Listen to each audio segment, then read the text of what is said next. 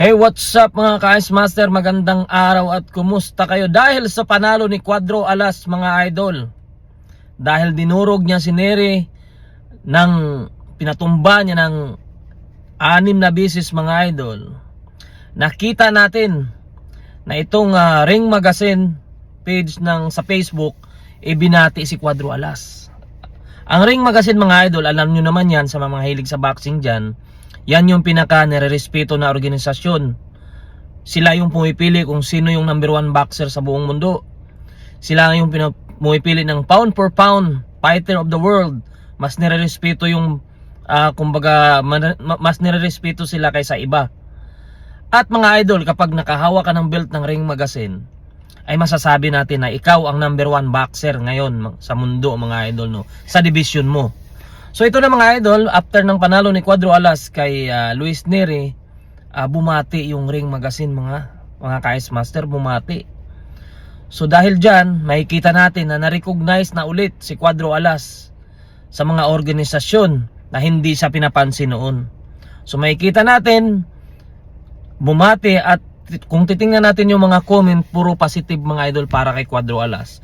So ito na yung sinasabi ko na kapag manalo si Casimero kay Luis Nery, babalik sa taas ng world stage boxing mga idol. Kasi maganda yung ranking ni Nery mga idol.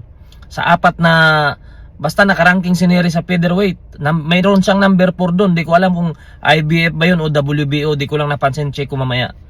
So ito na yon, umpisa. Napakaganda ng panalo ni Casimero, no.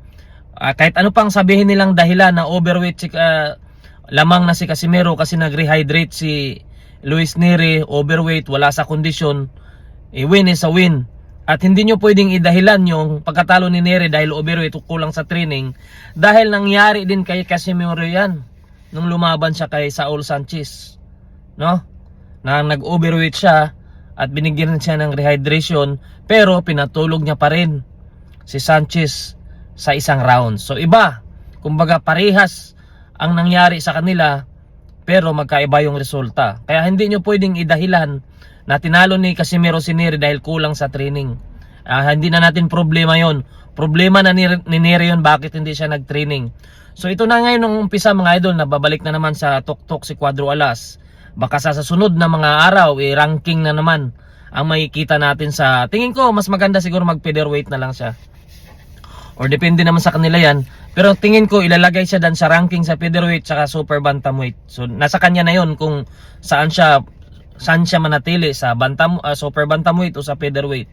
So dahil sa panalo niya kay Nery, tumaas na naman yung pangalan ni Cuadro Alas at inaasahan natin yan. Kaya sa mga pumaldo at sa mga supporters ni Cuadro Alas, salamat sa inyo mga idol.